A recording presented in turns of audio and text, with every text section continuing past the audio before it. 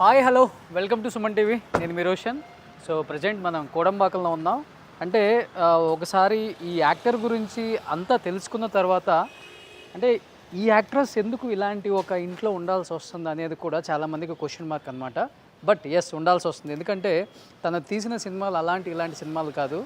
And 1995లో play girl సినిమాతో silver స్క్రీన్కి పరిచయం అయిపోయిన తర్వాత ఎన్నో సినిమాలు అంటే సాఫ్ట్ కోర్ పోర్నోగ్రఫీ మూవీస్కి కేర్ ఆఫ్ అడ్రస్ అంటే షకీలా అని చెప్పుకోవచ్చు అనమాట.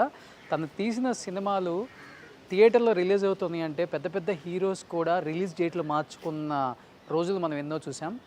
అండ్ మలయాళంలో ఆమె ఎంత పెద్ద పాపులర్ స్టార్ అందరికీ తెలిసిందే. కానీ చెన్నైలో పుట్టి కేరళలో అంత పెద్ద స్టార్గా ఎదగటం పక్కన పెడితే ఆ తర్వాత తను సౌత్ ఇండియాలో కూడా చాలా చాలా పెద్ద స్టార్గా ఎదిగి సో ఇలాంటి సినిమాలు తీసుకుంటూ ఎదిగి కానీ 2002లో ఒకసారి స్టేట్మెంట్ ఇచ్చారు, ఇప్పటి నుంచి నేను ఇలాంటి బీ గ్రేడ్ సినిమాలు తీయను అని చెప్పేసి. తర్వాత అన్నీ కూడా మన కొంతమంది హీరోల సినిమాలలో మంచి మంచి క్యారెక్టర్స్ వేసినప్పుడు కూడా షకీలా అంటే ప్రతి ఒక్కరి మైండ్లో మెదిగే ఒకే ఒక అంశం ఏంటంటే బ్లూ. అంటే ఒక రకంగా చెప్పాలంటే అలాంటి సినిమాలు తీసినప్పుడు కూడా షకీలా అంటే అలాంటి సినిమాలు తీస్తుంది, అలాంటి వ్యక్తే అని అందరి మైండ్లో పడిపోయింది. కానీ ఆమె వెనకున్న ఇంకొక చీకటి కోణం అనేది చాలా మందికి తెలియదు. తన కుటుంబం కోసం, తన వాళ్ళ కోసం, తను ఎదగటం కోసం ఇండస్ట్రీలో ఏదో ఒక విధంగా తను ఆ రోజు తీసుకున్న ఒక డెసిషన్తో సో షకీలా గారు అంటే అందరికీ కొంతమంది మర్యాద లేకుండా కూడా మాట్లాడతారు. కానీ నిజంగా ఆమె లైఫ్ స్టైల్ తెలుసుకున్న తర్వాత నాకు చాలా బాధ అనిపించింది. అంటే ఆమె పడ్డ కష్టాలు అన్నీ ఇన్ని కాదు. తర్వాత కూడా మనకి 2013లో షకీలా ఆత్మకథ అని తన బయోగ్రఫీ కూడా రిలీజ్ అవ్వడం జరిగిందనమాట. తర్వాత ఆమె పాలిటిక్స్లోకి వచ్చేసారు, ఇండియన్ నేషనల్ కాంగ్రెస్లో మెంబర్ అయిపోయారు. అండ్ చూసుకుంటే మనకి తర్వాత తను తీసిన సినిమాలు చూస్తూ ఉంటే చాలామందికి తన మీద ఒక ఆలోచించే విధానం మారిపోయిందనమాట. సో అంటే కేవలం ఇలాంటి సినిమాలు మాత్రమే కాదు, ఎలాంటి సినిమాలని తీయగలదు. సో ఒకానొక టైంలో ఆమె సినిమా కోసం థియేటర్ల ముందు వెయిట్ చేసిన ఎంతోమంది ప్రేక్షకులు అంటే ఒక రకంగా చెప్పాలంటే ప్రేక్షకుల మదిని కొల్లగొట్టారు. అండ్ ప్రేక్షకులకి ఆనందాన్ని, వినోదాన్ని ఇచ్చారు షకీలా గారు. బట్ పెద్ద పెద్ద కోటల్లో ఉంటారు షకీలా గారు, చాలా సినిమాలు చేశారు, బాగా సంపాదించారు. ఆమెకేంటి అనుకునే వాళ్ళకి కూడా ఆమె వెనక ఇంకొక కోణం ఉంది. ఆర్థికంగా కూడా చాలా ఇబ్బందులు పడుతున్నారని అక్కడ ఇక్కడ చెప్తుంటే నేను విన్నాను. కానీ తాను ఎప్పుడు కూడా ఇలా చేయి చాచలేదనమాట. ఉన్న దాంట్లోనే తనకున్న టాలెంట్తోనే ఏదో ఒక పని చేసుకుంటూ తను లైఫ్ లీడ్ చేస్తున్నారు. కానీ ఎప్పుడూ కూడా నేను ఇబ్బంది పడుతున్నానని చెప్పేసి ఒకళ్ళ ముందుకు వచ్చి చేయి చాచి అడగలేదు. ఈవెన్ నేను కూడా 2 సార్లు 3 సార్లు ఫోన్ చేసినప్పుడు కూడా ఎస్ ఫైనాన్షియల్ ప్రాబ్లం ఉంది, ఉన్నప్పటికి కూడా నాకు వయసు ఉంది, టాలెంట్ ఉంది, ఏదో ఒక విధంగా నేను ముందుకు వెళ్ళగలను, నా బతుకు కోసం, నేను ఇల్లు రెంట్ కట్టుకోవడం కోసం, నా ఫుడ్ కోసం ఏదో ఒక విధంగా నేను సర్వైవల్ అవుతాను. కానీ ఒకళ్ళ ముందు చేయి చాచాలంటే నాకు చిన్నతనంగా ఉందని కూడా 2-3 సార్లు అనటం జరిగింది. ఎస్, నిజంగా అంటే ఈరోజు మనం ఆమెను ఇలా అని చూపించడం కాదు, బట్ తన అంటే ఎలాంటి లైఫ్ చూసి వచ్చారు అండ్ అంటే పరిస్థితులు తలకిల్లైతే ఎలా అవుతుందనే దానికి ఒక చిన్న ఉదాహరణ అనమాట. ఒకసారి ఇక్కడ షకీలా గారు నివసిస్తున్నారని తెలిసింది. ఒకసారి ఆమెతో మాట్లాడే ప్రయత్నం చేద్దాం. ఇప్పుడు ఏం చేస్తున్నారు అండ్ బిగ్ బాస్లో కూడా మీ అందరిని అలరించారు, కానీ చాలా తొందరగా బయటకు వచ్చారు ఆమె. ఎస్, ఇది షకీలా గారు ఉంటున్న ఇల్లు. మీ అందరికి అనిపించవచ్చు ఏంటి ఇలా ఇంట్లో ఉంటున్నారని. ఎస్, ఇదే ఇంట్లో ఆమె ఉంటున్నారు. ఒకసారి లోపలికి వెళ్దాం. బిగ్ బాస్ తర్వాత ఆమె ఎటువంటి తెలుగు ఇంటర్వ్యూస్ ఇవ్వలేదు. చాలామంది ఒకసారి ఆమెను చూడాలి అసలు ఏం మాట్లాడతారో విందాం అనుకుంటున్నా. ద బ్యూటీ షకీలా గారు.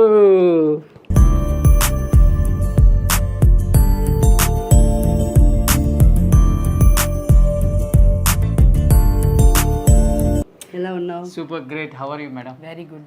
Very happy to see you. I'm very happy to see you. అన్నం తిన్నావా? అన్నం తిన్నాను. ఈవినింగ్ మీరే వంట చేయాలి. సరే, తప్పకుండా. ఏం వంట చేస్తున్నారు? ఏం కావాలో చెప్పు. సినిమా ఇండస్ట్రీలో ఉన్న పెద్ద పెద్ద యాక్టర్స్ కూడా ఈమె చేతి వంట తినాలని, ఈ చేతులతో చేసిన వంట తినాలని ఎంతో ఆశ. ఎందుకంటే అంత బాగా వంట చేస్తారు. Cooking with Comali. Cook with Comali తమిళ్లో కూడా. అవును, అదిగో. ఎస్, ఏది ఇదా? ఈయన. ఎస్, కుక్ విత్ కోమాలిలో ఆయన. ఎస్, వెనకుంది చూడండి. షకీలా గారికి అవార్డు వచ్చిందనమాట. అంత బాగా వంట చేస్తారు. ఎలాంటి ఇంట్లో ఉంటున్నాం అని కాదు, ఎంత సంతోషంగా ఉన్నది చాలా ఇంపార్టెంట్. అది ఆమెకు ఉందన్నమాట. 47 సంవత్సరాల నుంచి 43 సంవత్సరాల నుంచి ఇదే ఇంట్లో ఉంటున్నారు. వాళ్ళకి ఎంత సెంటిమెంటో ఒకసారి ఆలోచించండి. అవును, ఇప్పుడు నాకు 46 అవుతుంది. ఇక్కడ నేను 3 years అప్పుడు వచ్చాను, 3 వయసు అప్పుడు వచ్చాను. ఇక్కడికి వచ్చి నేను ఎల్కేజీ పోయి చదివాను పక్కన ఉండే ఒక సరస్వతి విద్యాలయ మెట్రికులేషన్ స్కూల్లో. ఓకే. సో అప్పటి నుంచి ఇక్కడే ఉంటున్నా. ఓకే. సో మీరు ఎంత అందంగా ఉన్నారు, ఇల్లు కూడా అంతే అందంగా ఉంది. Thank you. చాలా ఎగ్జాజరేట్ చేస్తున్నాడు, పర్వాలేదు. చిన్న ఇల్లు, బట్ చిన్నది పెద్దదని కాదు, మన మనసే కావాలా. ఒక్కరి ఫుడ్ 10 మంది పంచుకొని తినవచ్చు, 10 మంది ఫుడ్ ఒక్కడు తినలేడు.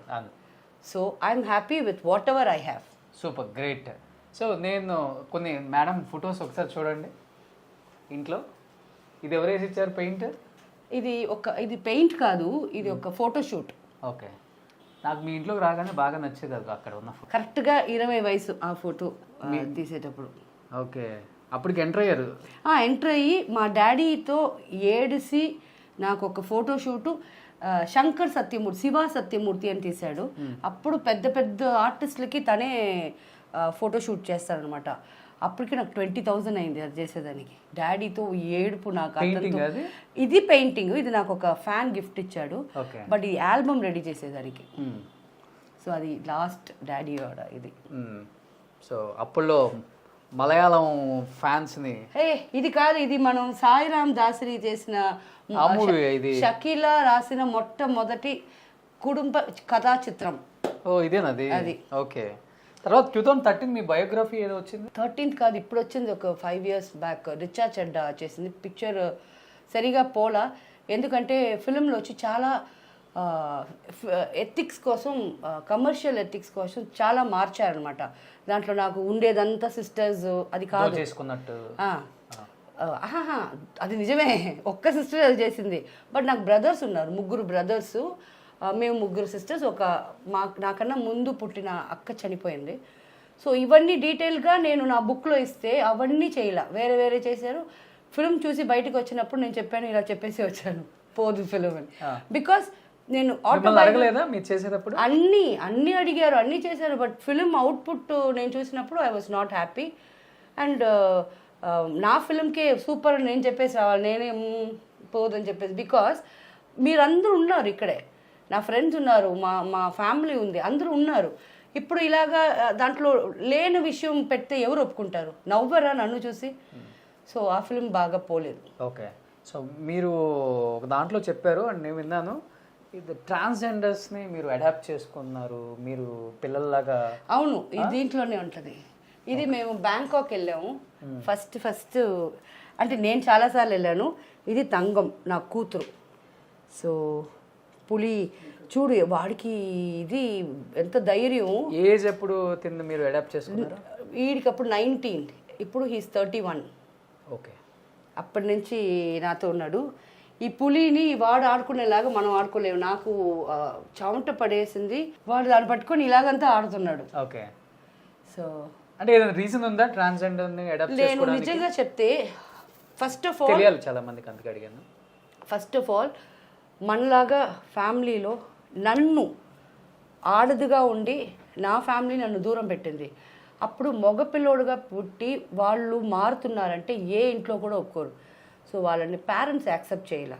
వాళ్ళకి నేను ఎంతమంది కాడ మాట్లాడినప్పుడు వాళ్ళు బాధలు చెప్పుకుంటారు. అమ్మ నాన్న చూడాలని ఉంది, అక్కల చెల్లెల్ని చూడాలని ఉంది అంటారు వాళ్ళందరూ. అప్పుడు అనుకున్నాను, సో వీళ్ళకి కావాల్సింది డబ్బో గిబ్బో కాదు, ఒక అమ్మ ఇచ్చే ప్రేమ. ఓకే. సో నేను అనుకున్నాను నేను అమ్మగా ఉంటా. సో అందుకు తన తర్వాత నాకు ఇప్పుడే 50-60 మంది ఉన్నారు. అందరినీ కాదు, ఇప్పుడు ఈ వెనకాల ఒక 10 మంది ఉంటారు. ఆ 10 మంది నన్ను వచ్చి నాని అంటారు. నేను అమ్మ అంటే, తనకి కూతుర్లు అంటే నేను అవ్వ అవుతాను. అలాగా హ్యాపీ లైఫ్, హ్యాపీ.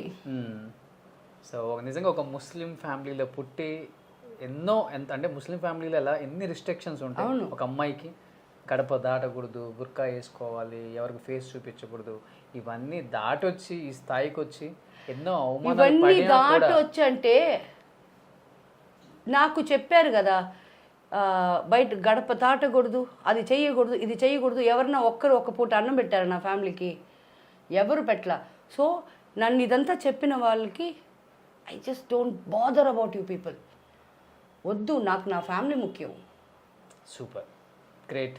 సో నిజంగా చెప్తున్నాను, చాలా పెద్ద పెద్ద ఇల్లులు చూపించాను నేను. బట్ ఆమె ఈ ఇల్లు చూపించేటప్పుడు కూడా ఎక్కడ అబ్జెక్షన్ చెప్పలేదన్నమాట. ఇంత చిన్న ఇల్లా ఇదని ఏమన్నా అనుకుంటారో ఏమీ లేదు. తన లైఫ్ స్టైల్ ఎలా ఉందో, తను ఎలా ఉన్నారో ఫస్ట్ నుంచి ఇప్పటి వరకు అలానే ఉన్నారు. అండ్ దాన్ని సంపాదించింది ఏ రోజు కూడా నాకు పోయిందే, నేను మంచి పెద్ద కోటల్లో ఉండలేదు, పెద్ద కార్లలో తిరగలేదన్న చిన్న బాధ కూడా లేదు. ఎన్నో ఇయర్స్ నుంచి చూస్తున్నాను తన్ని, ఇలానే నవ్వుతున్నారు, ఇంతే హ్యాపీగా ఉన్నారు. ఏ రోజుకి కూడా ఇలా పెట్టడమే కానీ ఇలా చేయి చాచను నేను అని నాకు చాలాసార్లు చెప్పారు. నిజంగా అలా ఉన్నారు కాబట్టి మిమ్మల్ని ఇంత దూరం తీసుకొచ్చారు. ఇప్పటికీ ఒక 10 మందికి హెల్ప్ చేయటమే కానీ అన్నం పెట్టి పంపిస్తారు ఎవరు వచ్చినా కానీ, ఆమె వంట చేస్తారు. అంటే ఎవరికి ఉంటుంది ఇలాంటి మంచి గుణం? సో లైఫ్లో అన్నీ చూసి వచ్చినా కానీ ఇలా ఉండటం, ఇంత డౌన్ టు ఎర్త్గా ఉండటం. ఎవరిని అడిగినా కానీ ఇండస్ట్రీలో నాకు ఇంత కష్టం ఉంది, నాకు ఒక ఇల్లు ఇవ్వండి, సొంత ఇల్లు లేదు చెన్నైలో, హైదరాబాద్లో అయినా ఇవ్వండి అంటే మీకు నేను ఇస్తాననే వాళ్ళు 100 మంది ఉంటారు. అవునాలే? తర్వాత వాళ్ళే వచ్చి కూర్చుంటారు దాంట్లో. మగవాళ్ళు కాడ ఈ మైనస్ కూడా ఉంది. అవునా? అవును. చూడటం ఎందుకు మనకు తెలీదా? ఏదన్నా ఇస్తానని చెప్తేనే ఇక్కడే వచ్చి కూర్చుంటారు. ఇంకా ఇచ్చేస్తే ఏమైపోద్ది? వాళ్ళకి ఇలా కూర్చోవాలి పిల్లిలాగా. ఎప్పుడు వస్తున్నారు సార్, మీకు వంట చేయాలా సార్? పోరా. Yes I'm single, I'm the queen of my territory. Super. ఇది నా టెరిటరీ, నా పర్మిషన్ లేకుండా ఎవరు రాలేరు. నేను ఎవరి టెరిటరీకి లోపల వెళ్ళను, నాకు అది ఇష్టం లేదు. So happy. గ్రేట్. ఇలానే ఉండండి షకీలా గారు. థ్యాంక్ యూ రా. ఇంత హ్యాపీగా ఉండండి. సో దేవుడు మిమ్మల్ని ఎప్పుడు సంతోషంగానే ఉంచుతారు. టైంకి మీకు ఏం కావాలో అన్ని అందిస్తూనే ఉన్నారు ఆయన. Definitely yes. అది చాలా గొప్ప అనుకోవచ్చు. సో మీరు ఎన్ని మంచి పనులు చేస్తే దేవుడు అంత మంచి పని మీకు చేస్తున్నారు. No problem, be happy. Okay. 10 మందికి పెట్టే స్థాయిలోనే ఉండాలని మనస్ఫూర్తిగా కోరుకుంటున్నాను. Thank you so much. ఇంటికి పిలిచి మరీ మమ్మల్ని గౌరవించి ఇంటర్వ్యూ ఇచ్చి ఆతిథ్యం ఇచ్చి సాయంత్రం మంచి వంట చేస్తారు, వస్తాం మేము.